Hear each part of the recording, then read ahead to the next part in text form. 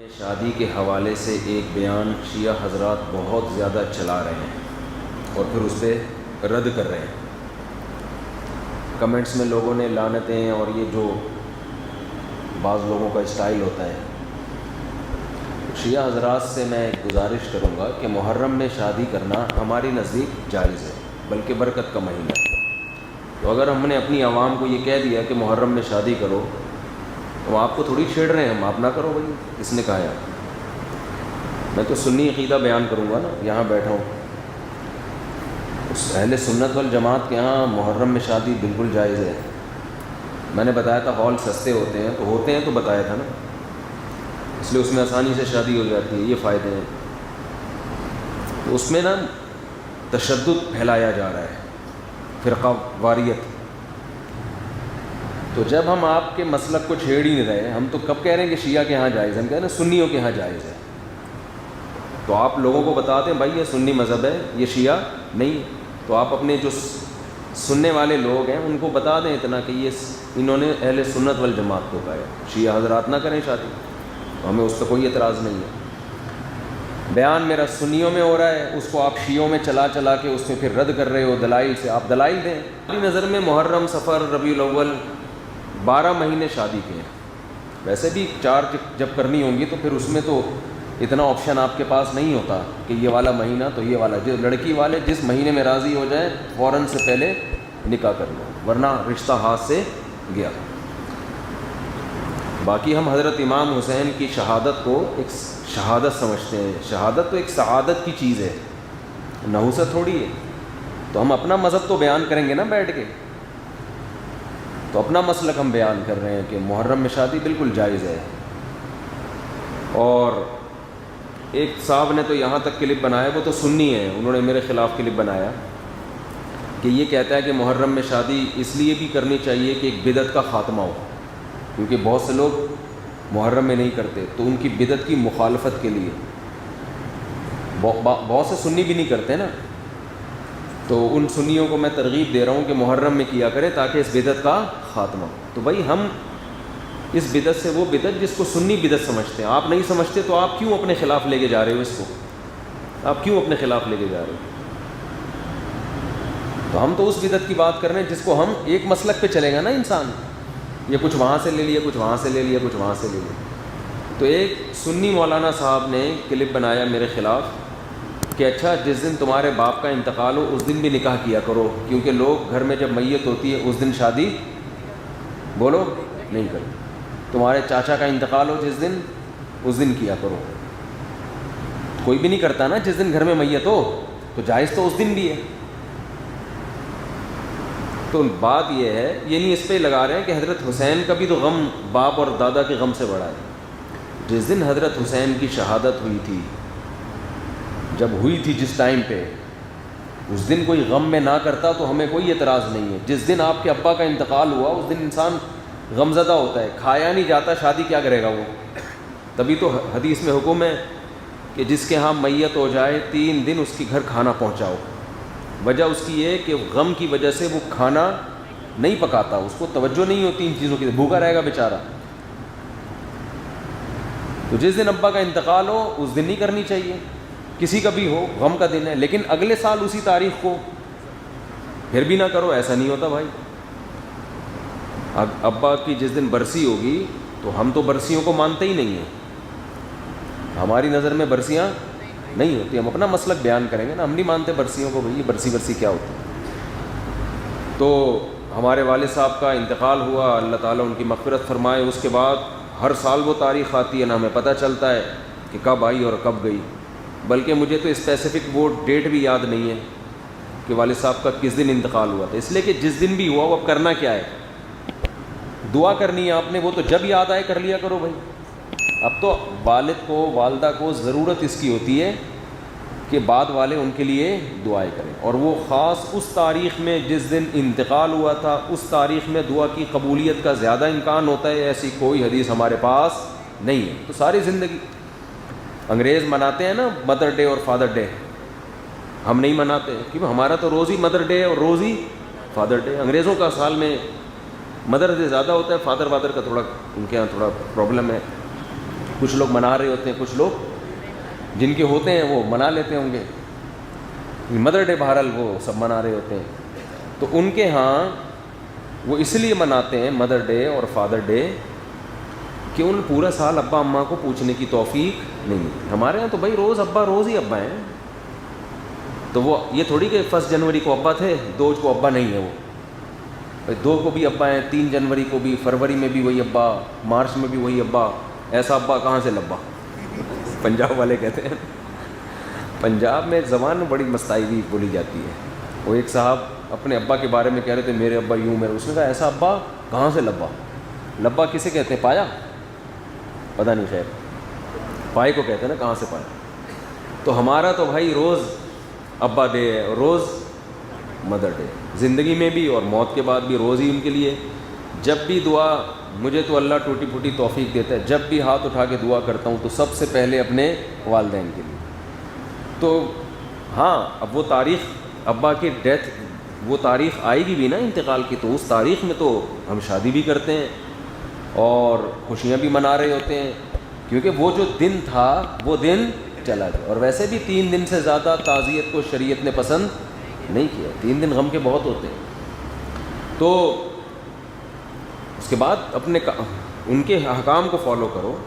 تو اہل سنت والجماعت کے ہاں محرم, صفر, ربیع الاول, ربیع الثانی, یہ سب مہینوں میں شادی جائز ہے. شیعہ حضرات نہ کریں, ان کا اپنا مسلک. تو لیکن اس پہ کلپ بنا کے نگیٹیوٹی پھیلانا یہ غیر اخلاقی حرکت ہے. اور کلپ بھی کاٹا جاتا ہے, اتنا سا, پوری بات سامنے نہیں آتی ہے, اتنا سا کلپ کاٹ کے چلا رہے ہوتے ہیں. تو یہ فیس بک پہ بہت زیادہ بدتمیزی ہو رہی ہے اس ٹائپ کی. تو پھر بھی اگر کوئی نہ کرے محرم میں تو نہ کرے, ہم کو گن پوائنٹ پہ تو کروا نہیں رہے اس کی, پھر بھی نہ کرے. میری ایک دفعہ شادی محرم میں بھی ہوئی تھی, تو حقیقت ہے. تو مجھے یاد ہے 9 محرم کو ہم نے وہ ولیمے کا لوگوں کو بولا, تو وہ بعض لوگوں کے منہ بن گئے کہ یہ کون سا دن ہے. تو میں نے کہا بھائی ہمیں تو آج ہی اتفاق سے فرصت ملی ہے, تو جب شادی ہوگی تبھی ولیمہ ہوگا نا. تو نکاح ہوا تھا 1 آدھ دن پہلے, تو بھائی اب آج ہی ہے, تو انہوں نے آ گئے, پھر وہ کھانا کھوڑنے سب پہنچ جاتے ہیں. وہ ایک داماد تھا نا, ایک ہونے والا داماد, تو لڑکی والوں نے اس کو کہا کہ تم ہماری بیٹی سے, آج مجھے ذرا ہلکا ہی بولنے دیں, ہلکا, ٹھیک ہے نا. تو ہلکی پھلکی باتیں, 4-5 دن سے سیٹنگ آؤٹ ہوئی ہے. تو لڑکی والوں نے بولا کہ تمہیں گھر داماد بننا پڑے گا, اس شرط پہ ہم اپنی بیٹی دیں گے گھر داماد. ایک دم تیش میں آ گیا, یہ بے غیرتی, یہ بے شرمی قبول ہے.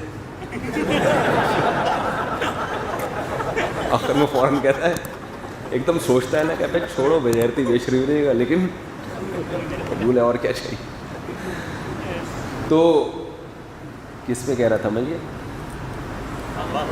ہے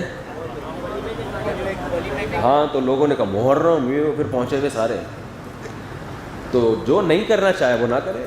ہماری نظر میں حضرت حسین سے محبت کا یہ طریقہ ہی نہیں ہے نا کہ محرم میں سوگ منایا ہے. ہمارے ہاں دوسرا اسٹائل ہے محبت کے اظہار کا, دوسرا طریقہ ہے. تو ہم کہتے ہیں ان کو فالو کرو. حضرت حسین کی اتنی بڑی داڑھی تھی, کتنے لوگوں کی داڑھی ہیں بڑی. حضرت حسین بے انتہا سخی تھے. اس دور میں جو سید ہوا کرتے تھے نا آل رسول, اتنی سخاوت ہوتی تھی کہ ان کی سخاوت کی مثالیں بیان کی جاتی تھی. حضرت حسن رضی اللہ تعالی عنہ اتنے سخی تھے کہ ایک مرتبہ آپ نے باغ میں دیکھا کہ ایک غلام کھانا کھاتا ہے, ایک نوالا خود کھاتا ہے, ایک نوالا کتے کو کھلاتا ہے, اپنے کھانے میں سے آدھا اس کو دے رہا ہے. تو حضرت حسن نے پوچھا کہ یہ کیوں کر رہے؟ اس نے کہا مجھے شرم آتی ہے کہ میں ایک جانور کے سامنے کھانا کھا رہا ہوں اور یہ بیچارہ للچائی بھی نظروں سے میرے سامنے دیکھ رہا ہے. غیرت مند لوگ تھے نا. تو حضرت حسن کو خیال آیا کہ جب یہ غلام ہو کے اتنا غیرت مند ہے کہ آدھی روٹی کی سخاوت کر کے کس پہ خرچ کر رہا ہے؟ جانور. تو ہم تو آل رسول میں سے ہیں, ہم تو نبی کے نواسے ہیں. حضرت حسن رضی اللہ تعالیٰ عنہ نے اس غلام سے کہا کہ تیرا مولا کہاں ہے؟ جس کا یہ باغ ہے اور جس کا تو غلام ہے. اس نے بتایا تو مولا سے کہا کہ اس کی قیمت لگاؤ. یہ غلام بہت مہنگے ہوا کرتے تھے اور اس کو پتہ بھی تھا کہ سامنے خریدار حضرت حسن ہے, ان کو تو جتنے بھی بول لگا دو یہ دے دیں گے پیسے. تو اس نے بتایا اتنی قیمت, فوراً غلام خریدا, آزاد کر دیا اسی وقت. اور پھر کہا یہ باغ کی ویلیو بتا اب کتنی ہے. اس نے بتایا جی اتنی, باغ بھی اسی وقت خریدا اور غلام کو وہ باغ ہبہ کر دیا. پہلے زمانے میں اس قسم کی چیزوں کو کیا کہا جاتا تھا؟ سخاوت. آج جو سخاوت ہے جس سے حاتم طائی بھی شرما جائے وہ یہ ہوتا ہے کہ وائپر کسی نے صاف کیا گھنٹہ لگا کے نا آپ کی گاڑی پہ, جب آپ کی گاڑی سگنل پہ رکی تو غریب سا بچہ آیا 1 گھنٹہ لگا کے اس نے سرف ورف لگا کے صاف کیا. آپ نے 5 روپے کا سکہ آج کل چل رہا ہے 10 روپے کا چل رہا ہے نا, 5 کا بھی ہے, تو وہ تلاش کیا, وہ لگا کے اس کو دیا اور حاتم طائی کی برزخ میں نیلیں اڑا دی. اور یہ بھی اس لیے کیا کہ کسی پیر صاحب نے, بزرگ نے کہا ہوا تھا کہ صدقے سے بلائیں ٹلتی ہیں. تو 5 روپے میں کیا بلائیں ٹلیں گی بھائی؟ 5 روپے میں ٹھیک ہے, صدقہ نہ کرنے سے یہ بھی بہتر ہے. تو پہلے جو سخاوت ہوا کرتی تھی وہ بہت زیادہ ہوتی تھی. آج کل وہ سخاوتیں نہیں ہیں. پہلے تو پورے باغ گفٹ کر دیا کا. وہ ہے نا حضرت ابو طلحہ انصاری رضی اللہ تعالیٰ عنہ, قرآن کی آیتیں نازل ہوئیں, لن تنالوا البر حتى تنفقوا مما تحبون. تم نیکی کی حقیقت کو اس وقت تک نہیں پہنچ سکتے جب تک محبوب چیز صدقہ نہ کرو. محبوب چیز اسلام میں نیکی جو ہے نا صدقہ ہے. تو صحابی آ گئے, یا رسول اللہ نے کہا ہے کہ سب سے محبوب چیز صدقہ کرو, تو میرا باغ ہے. باغ پراپرٹی کو کہتے ہیں, زمین. تو یا رسول اللہ وہ میں صدقہ کرنا چاہتا ہوں. آپ نے فرمایا بخن ذاک مال رابح, واہ واہ یہ تو بڑا قیمتی مال لے آئے تم بھائی. تو آپ نے ان کو مشورہ دیا اپنے چچا کے بیٹوں کو دے دو. کس کو دے دو؟ جو لوگ بھی کوئی ٹرسٹ ہے ان کا, یا لوگ ان کے ساتھ تعاون کرتے ہیں غریبوں کو دینے کے لیے, اگر کوئی ان کے پاس رقم لے کر آئے نا کہ یہ زکوٰۃ کی رقم کہاں دوں, فوراً کہے گا بھائی مجھے دو, میں صحیح جگہ پہنچا دوں گا. ہوتا ہے نا, ہر آدمی چاہتا ہے بھائی کہاں آئے میرے پاس. میں نے تو دیکھا ہے بہت سے ٹرسٹ وہ یہی کہہ رہے ہوتے ہیں ہمیں ہی دو, لیکن آپ صلی اللہ علیہ وسلم خود لے بھی سکتے تھے, ان سے لے کے مسلمانوں پہ خرچ کر دیتے ہیں بھائی. آپ لے کے بیت المال میں جمع کرا دیتے, چلو بھی کسی کے کام آئے گا. آپ نے فوراً فرمایا اپنے چچا کے بیٹوں کو جا کے دے دو, گفٹ دے دو. اس سے پتہ چلتا ہے دیکھو ہمارے نبی کیسے, اللہ نے آپ کے دل سے مال کی کوئی لالچ نہیں, یہ بھی نہیں کہ میری جیب سے لوگوں میں جائے, کچھ بھی نہیں. اتنا قیمتی مال کیا فرما رہے ہیں اپنے چچا کے بیٹوں کو. کہتے ہیں لیڈر جو ہے نا, لیڈر کامیاب لیڈر وہی ہوتا ہے جس میں قربانی کا جذبہ ماتحتوں سے زیادہ ہو, اپنی ذات کو بالکل بھلا دے. حالانکہ نبی اگر لیتے تو اپنے لیے تھوڑی لے رہے تھے, وہ بھی دوسروں کے لیے لیتے نا. نام فرمائے ڈائریکٹ جا کے چچا کے بیٹوں. آج عام طور پر یہ جذبہ نظر نہیں آتا. اگر کوئی آپ سے آ کے مشورہ لینا میرے پاس 1 کروڑ روپے ہیں, میں ہدیہ یا صدقہ دینا چاہتا ہوں, بتاؤ کون؟ وہ کہے گا میں ہوں. سب سے پہلے تو اپنا ذکر کرے گا, اور اگر اپنا نہیں تو کہنا پھر میرے ذریعے سے دو, تاکہ دھونس کون جمائے بعد میں. وہ اس کا نام تھوڑی آئے گا جس نے دیا ہے, نام آئے گا ہمارا بھائی. تو یہ لوگوں میں ہوتا ہے. تو اس میں کچھ مخلص بھی ہوتے ہیں لیکن اصل اخلاص یہ, کوئی صدقے کی رقم لے کر آئے, آپ بولو بھائی اپنے رشتہ داروں کو. نبی نے کیوں فرمایا؟ اس لیے کہ اسلام کا ایک بہت اہم حکم ہے رشتہ داری جوڑنا. کیا حکم ہے؟ تو آپ نے عمل کر کے دکھایا بھائی. اپنے چچا کے بیٹوں کو دو گے, جب وہ باغ دیں گے اپنے چچا کے بیٹوں کو, تو چچا کے بیٹوں میں کبھی بغض, غیبت, بہتان ہوگا؟ بھائی آج کل یہ ہوتا ہے نا کہ میرے چچیرے ہی میری ٹانگیں کھینچتے رہتے ہیں. یہ ہے نا ہیڈک. لوگ مجھے کہتے ہیں مفتی صاحب آپ رشتہ داروں کی بات کرتے ہو, سب سے زیادہ تو بڑا رشتہ دار کھوتے ہیں ہمارے لیے. سب سے زیادہ غیبتیں آپ کے رشتہ دار آپ کے خلاف کر رہے ہوتے ہیں. لیکن کیا ابو طلحہ انصاری کے رشتہ دار نے کبھی ان کی غیبت کی ہوگی اس کے بعد؟ کو پتہ ہے بھائی صاحب انہوں نے اتنا بڑا ظرف مجھے پورا باغ ہدیہ دے دیا. تو رشتہ داری جوڑنے کے لیے روکھڑے کا خرچ کرنا بولو ضروری. روکھڑے کی بات آئی تو ایک اور آئے ذہن میں آ گئی ہے, وہ کر کے پھر آگے چلتے ہیں. ان چیزوں سے آج نا لوگ ہٹ گئے ہیں. بس محرم میں یہ کر لو, ربیع الاول میں یوں کر لو. ابھی ربیع الاول میں الگ سیٹ اپ شروع ہو جائے گا. عمل زیرو. عمل کیا ہے؟